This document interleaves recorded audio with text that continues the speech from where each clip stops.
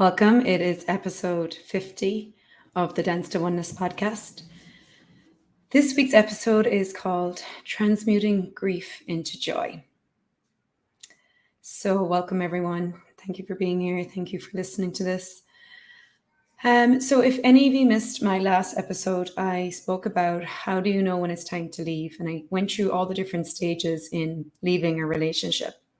And I said in the last episode, I wanted to do an episode on transmuting grief into joy, dealing with the grief, processing the grief when you leave a relationship or when someone you love dies, when you go through a massive shift in your life, a massive change. There is a grieving process. And grief is a natural part of being here, of being in a body. And it's not something that we have to avoid. It's actually something that can, if we be present with it and actually process it, grief can be turned into a lot of joy. Underneath grief, there's a lot of joy. There's a lot of praise. And so I'm going to guide you through some of the steps, tools I've been using in the last 6 months to really process the grief that's come up for me. So I was in a relationship for the last 7 years with someone that I really, really adored, still really adore him. And leaving that relationship, it wasn't just a normal breakup. It was, I left the relationship because of his addictions. And so for me, the grieving is grieving the relationship, but also grieving losing someone to addiction. So it has been a very life-changing process for me. I've dealt with a lot of grief in my life, and this feels like another layer of grief I've had to process. And in leaving this relationship and moving through all the different facets of grief and letting go, I also had a lot come up around grief that was still unexpressed in me from when my brother died. And also not just my brother dying, but also everything that we lost around that. So when someone dies in a family or when a relationship ends, not that they're the same thing, but that they both can bring up grief, you also are grieving so much more than just the death or just the relationship. You're grieving. You can be grieving the change in the family. You can be grieving the different roles you're now all playing. You could be grieving in the relationship that you've now left. You could be grieving like the dreams you had together, what you created together, the life you had, the life you thought you could have. So there's a lot to move through. And I just like to kind of go through it in some steps. I wrote down some headings to keep me on track. So the first one of transmuting grief into joy is letting yourself really grieve. Okay. Now, this is number one. That is like top of my list. Like, let yourself really grieve. So many of us, and it's also like the society we live in, the world we live in. I even noticed when my brother died, like how we were supposed to like just switch it on and switch it off. And you're not really allowed in this world to have the grief that you have. You're supposed to kind of like get over it very quickly. And that's just not how it is. Grief doesn't have a time scale. It doesn't have a speed at which it goes at. Grief comes and goes at different times, at different moments, when you're ready for it, when you're ready to process it.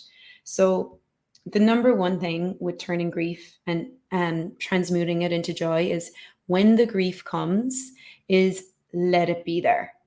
Don't try to run from it. Don't try to get away from it. Don't try to make it wrong. If you're an access, facilitator or person who does a lot of access, don't try to pod and pock yourself out of it or facilitate yourself out of it. Allow yourself to really be in it, process it, be present with it. So grief that is unexpressed leads to anger and depression. Grief that is unexpressed stays stuck in your body. So what if you didn't have to let this grief get stuck in you? What if you could actually get present with it as it comes up? Don't make it wrong. and actually just allow yourself to grieve. Allow yourself to be sad. Allow yourself to miss them. Allow yourself to be hurt, lost, whatever it is. If you allow yourself to have that, it won't stay that way forever. What I've found in going through this like grieving process in the last 6 months is that it comes and goes in waves. There might be one day where it really hits me and I really miss him and I really miss what we had, and I have all this sadness around like, am I ever even going to see him again? And like feeling like he's physically here, but I've really just like lost him, like he's gone. And allowing myself to like to feel that, to actually allow myself to be in that. And whenever I allowed myself to be in that, the next day it always shifted and changed. And then I would go and I would choose something else and I would move the energy, and then I would start to access more joy. So remember, underneath grief, there's a lot of joy, but you've got to be present with the grief first. Okay, so number 2 is educate yourself on grief and how to transmute it, how to change it, how to move it. Again, this doesn't mean that we're running from the grief. We're trying to get away from it. So a lot of people, what they'll do is, even energy workers like me and other people will have stuff come up, and then we'll go, okay, let me go get my bars run, or let me go to yoga, or let me go to we try to like run away from it. No, be present with it and then let yourself be in it. And then when you have really got present with whatever it is that's up, the sadness, the anger, the lostness, the whatever it is, then you can ask, okay, you don't have to stay stuck in it. Then once you've been present with it, okay, what's going to move this now? What's going to transmute this energy for me? So for me, movement is essential, like conscious movement. So hot yoga for me, hot infrared yoga is so healing for my body. Breath work, anything that's getting me present in my body. Sound healing has been massive for me. I facilitate movement classics, ecstatic dance, and we incorporate sound and breath and movement, and that's incredibly powerful for me. Getting to the ocean. At the beginning, when I first left my relationship, and I was really devastated, and it was like one of the hardest things I've ever had to do. The ocean became my therapy. There was a couple of days where I went every single day for like 3 days straight, and I swam in the ocean for 20 to 30 minutes every day. And I literally just cried in the ocean and gave my grief to the ocean. And I wasn't just crying and grieving this relationship. I was grieving all the other lost relationships in my life. The brother, my other, the loss in my family, there was so much, even other lifetimes. So I allowed myself to grieve. I allowed myself to grieve in the ocean. I allowed the ocean to take it from me. And I allowed the ocean to transmute that energy for me, with me. So the ocean is amazing. Also, there's this book that I read. So when I talk about educate yourself on grief, I'm talking about books that actually empower you, not books that just keep you in trauma. So there's this book called The Smell of Rain on Dust So it's called The Smell of Rain on Dust, Grief and Praise. So that's the book where he talks about transmuting grief transmuted, grief processed properly turns into praise. Grief that isn't processed properly turns into anger, and that can lead to wars in societies. This is Martin Prechtel is his name. Really great book. I'm going to post it here in the comments. That also really helped me a lot at the beginning.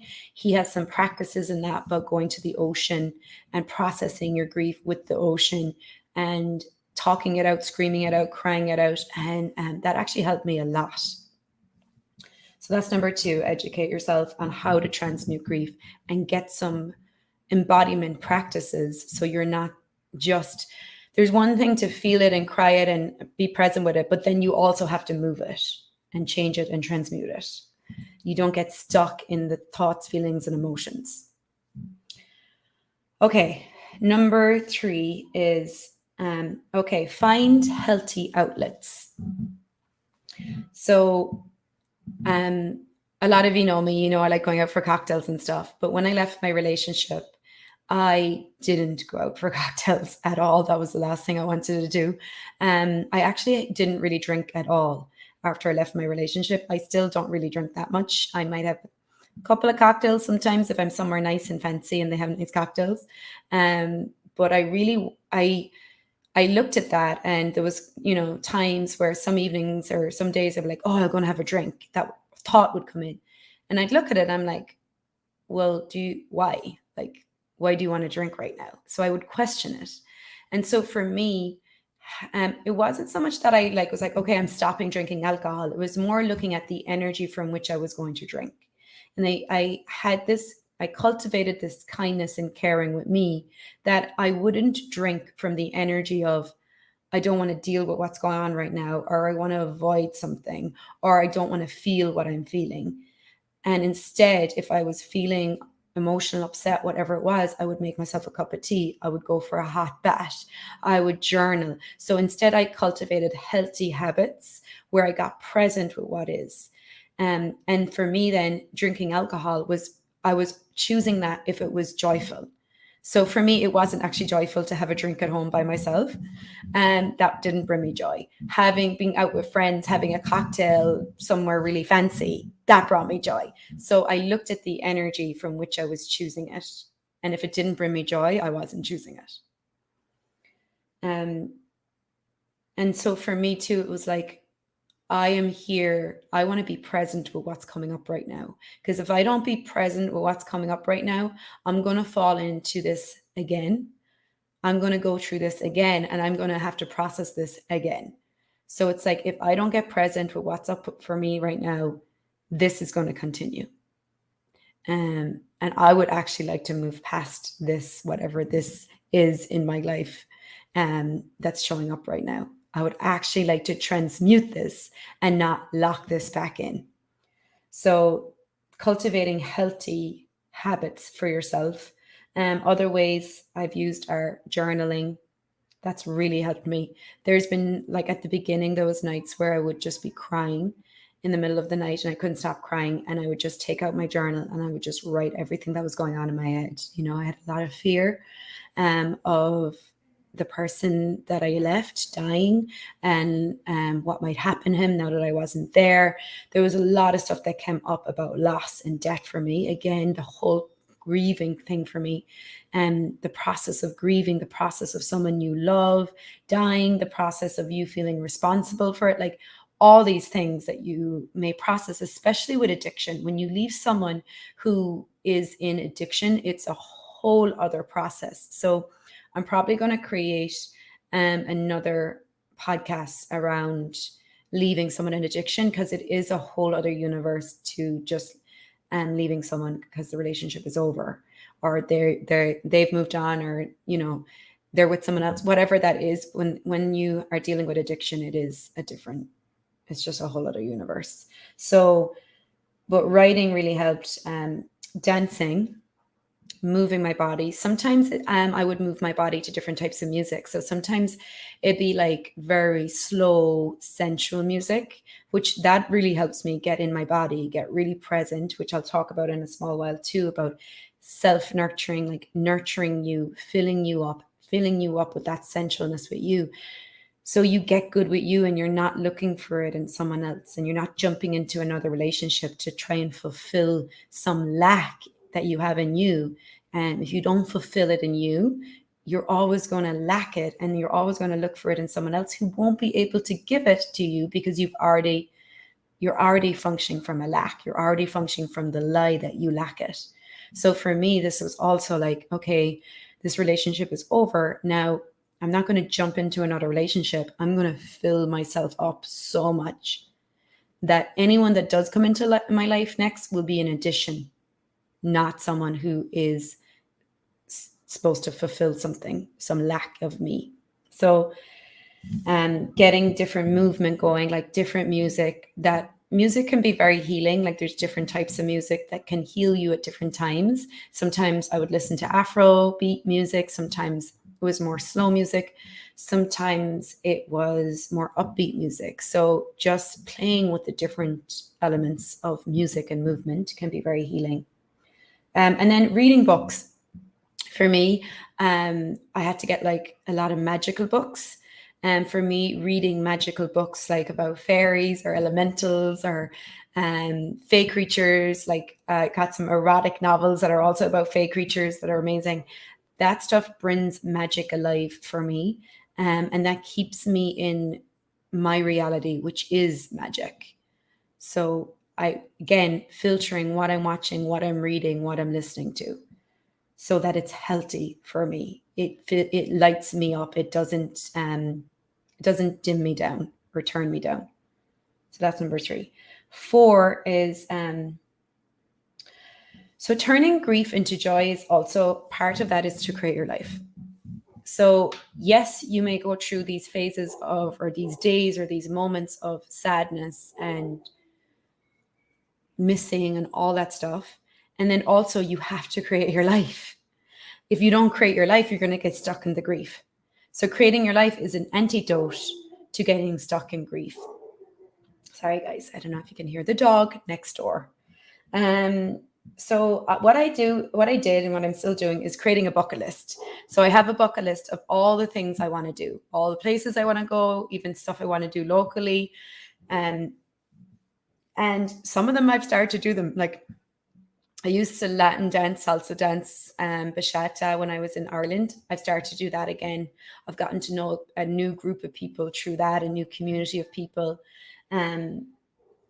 Going different places, trying different movement classes, traveling's amazing. Even if it's like going to the next town and staying in a stay vacation, like a different hotel for one night, traveling will stimulate your senses and it'll take you out of that familiar surroundings you're in, and it will start to open up your universe. So it'll start to show you like what else is possible beyond the situation you're in right now. So traveling for me has been incredibly healing and nurturing in getting me to expand and continue to create my life and not stay stuck in the grief.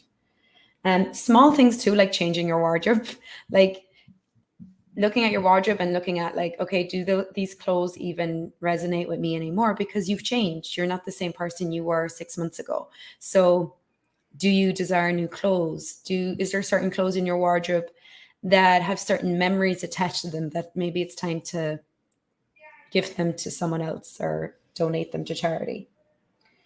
And then a big part of healing and turning grief into joy is learning to be with yourself. That's massive. Like I spoke about, like cultivating that self love, like that sensualness with you, filling yourself up, being okay with you, being okay with being with just you. And when you have that, you become, oh my God, you become so powerful, really, because when you're good with you, you don't need anyone or anything outside of you. Everything becomes an addition to your life. Okay, so number 5. Okay, part of like the processing the grief and transmuting it is also you're going to start to see lies, stuff that you didn't want to see when you were in the relationship or when you're in that situation. You start to see it when you've left it. So a big part of seeing the lies is like acknowledge it, acknowledge that you did know it. Like today I'm actually going for a couple of therapy sessions at the moment as well, just to talk things out with someone. And one of the things I was saying is that like I am seeing now all the things that, like all the lies that I knew at the time were lies, but I didn't really like, I didn't care enough to make it a big deal. Now I've left the situation. I'm like, oh, that actually did happen. And I did know that. And he was lying about that. And they're not even, it's just more like, okay, acknowledge that. And I wanted the relationship to work so much that I was willing to just I was willing to ignore certain things because I wanted it to work. So it's not, it's like acknowledge what you're now seeing that is true, acknowledge what you did know all along. And for me, it's like, there's no victimizer here. I'm not a victim. They're not a victimizer. I chose the situation. I created it. And now What can I start to acknowledge? What can I start to see now? So, okay, next up is number 6 is be so selfish. Okay, this is my favorite one. Be so selfish with you. When you leave a situation or you're grieving, it's time for you to really take care of you, to be so selfish with you. Body touch, getting massages, having someone who's kind and caring and healing, who can massage you, who's nurturing. Another thing I did is ask for very strong women to be around me. I asked to cultivate strong creationships with women around me, to have the people around me who they're the creationships, they're the friendships that I want to nurture, and that nurture me. And I show up for them and they show up for me. And I show up when I can show up for them. And when I can't, I be vulnerable and say that I can't. And I'm also asking for that with men as well, to have strong male friendships. And I have a few right now that are amazing, supportive to me. So cultivating those creationships and giving energy to the people who actually deserve your energy, the people who actually value you and get the gift you are, and you get the gift that they are. Small things of taking care of you and being so selfish with you for me has been like putting my phone on airplane mode. I never knew that was a thing before. Putting my phone on airplane mode about an hour or two before I go to bed, keeping it off for an hour or two in the morning, not having the first thing I do in the morning be checking my emails, checking my WhatsApp chats before I even get out of bed, giving myself space in the morning and space at night. One of the hardest things for me in the first probably 6 months, first 3 months of leaving the relationship, was the mornings and the night times. Those were the two hardest times. The night times were probably the hardest. And the mornings were just really raw and vulnerable. So getting on my phone and tapping into all the people on Instagram and whatever, emailing and me and messaging me first thing in the morning isn't kind to me. So be selfish with you. Give yourself that time, whatever time you need in the morning, just to be present with you. And when we go into our dream time, like, it's also very vulnerable. Our walls and barriers are down. We process a lot in our dream time. So be gentle to you in the morning when you come out of that. Okay, what else? Also, like, just the breaks in the day to just be with you. It's easy to get caught up in the doing, but like allowing yourself like 5 minutes in the day to go sit next to the tree or just to sit in silence. That was massive in the first few months for me. It still is. But in the first few months, I had a lot of PTSD that I was moving, and my nervous system was dysregulated. And there would be times throughout the day where I was like trying to get some work done and my whole body would be shaking. So I'd have to put my computer away, go into my bedroom, put my legs up against the wall, or sit cross-legged, or go and sit next to a tree and just take 5 minutes to like breathe, be present with my body. And again, that's the being present with what's going on and not trying to run from it, and really regulate my nervous system, regulate and let my body know it's okay. It's okay to be here. It's okay to be present, like, and really process through the things and not run from them.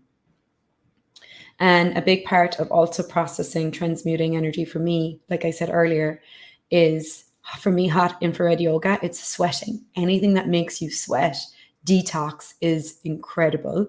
And that's how I move a lot of energy very quickly, sweating.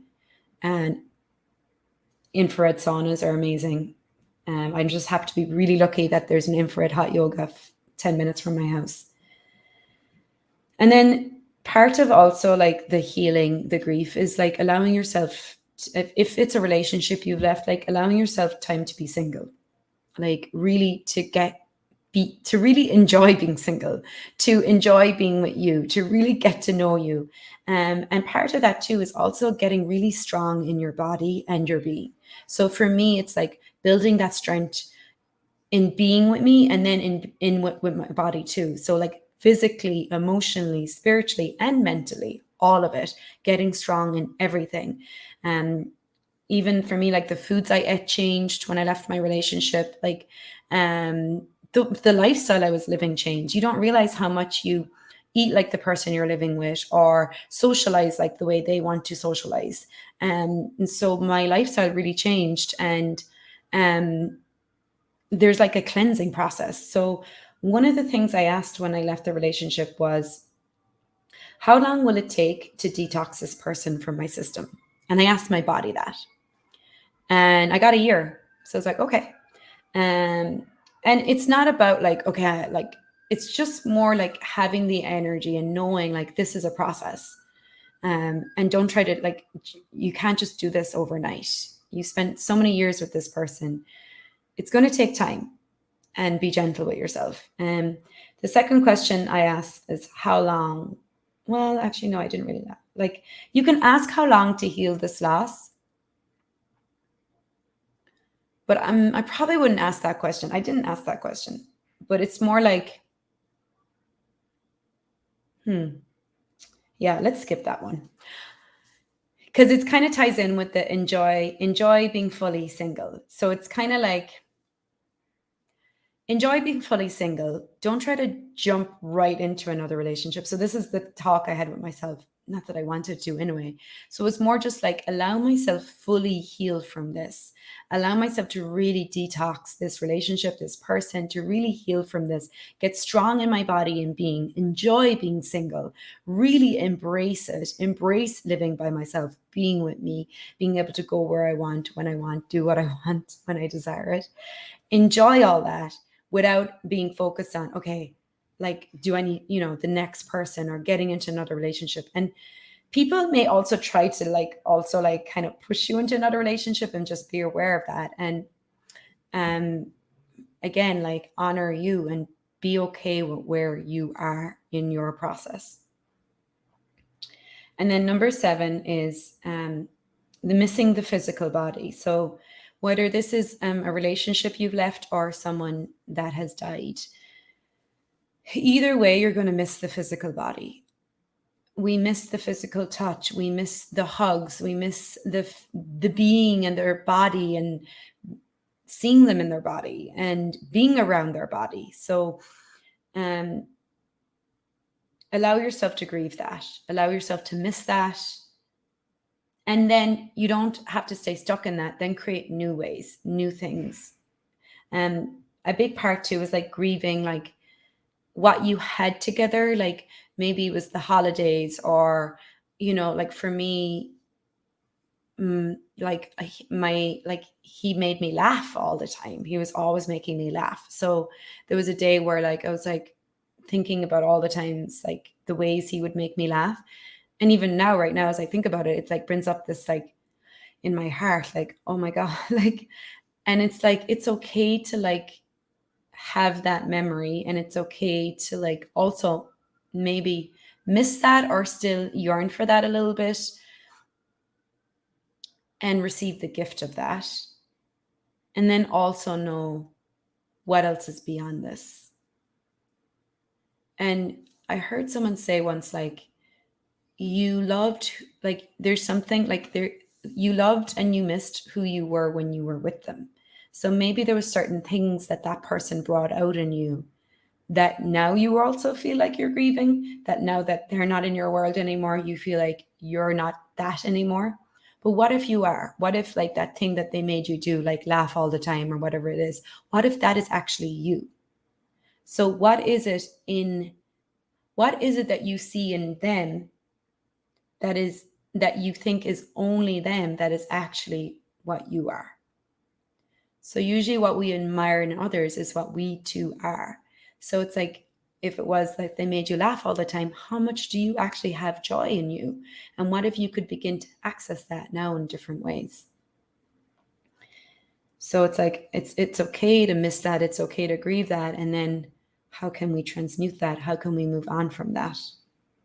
And that's where you begin to, then number 8 is start to access the joy with you. What ways can you begin to really fill yourself up with joy? And for me, dance, movement, getting out in the world, traveling, creating my business, trying new things, experiencing new things, meeting new people, getting out in the world, being part of the world, that really is a big part of accessing more of the joy. And then number 9 is like, who are you talking to? Okay, that's really important. You want to be aware of who you're talking to, and if they can receive you, if they can receive what you're going through. And sometimes we try to talk to people because we think we need to talk things out, but really we just need to be with it. So before you like pick up the phone to call someone, maybe ask, do I really need to talk about this right now, or do I just need to be with it? And then if you are going to talk to someone, ask like, who can actually receive this? Who's been through this already? Who can be a space for me with this and not go into judgment of me or the other person? Or, what a lot of people try to do is they try to take you out of what you're experiencing. And I rang a good friend the other night, and he was so supportive. He was like, you don't have to try and get away from this. You can just be with this. And he didn't try to take me out of it either. So it's a beautiful thing just to have someone say like, it's okay to process, to be in this right now. And then number 10, which is, this is funny, it's my last one, is dream time. So one of the things I did too, and I still continue to do, is at night, whatever it is I'm processing, like for me, there was a big thing about the missing energy. Like leaving the relationship was, this whole energy around missing him, missing my brother, like missing people that were in my life. For me, a big thing of like would be like holding on to people and trying to keep people in my life because I didn't want to miss them. So what I did was I would journal before I go to sleep, and I'd ask my spirit guides, I'd ask my teammates, I'd ask the universe, I'd ask the light beings of consciousness to facilitate me in my dream time and to help me work through this energy of missing. What is this energy of me always feeling like I'm missing someone, and the healing me and healing this missing energy in my world. And be careful what you ask for, because when you ask for it, it happens. And so a lot of then stuff got worked out in my dreams as well, and still continues to get worked out in my dreams. And when you wake in the morning, you could journal some of your dreams as well. Okay, guys, that is it. That kind of sums up some of the different tools and practices you can use in transmuting grief into joy. These are the ones I've used. I'm not telling you what to do. I'm just sharing what I've used, and you can take a little bit, take a lot, take none of it, apply it if you'd like to your own life, if you're in something similar, or if you know someone going through something similar, feel free to pass this podcast on. So thank you so much for being here, and I will be back again sometime soon for another podcast. Bye for now.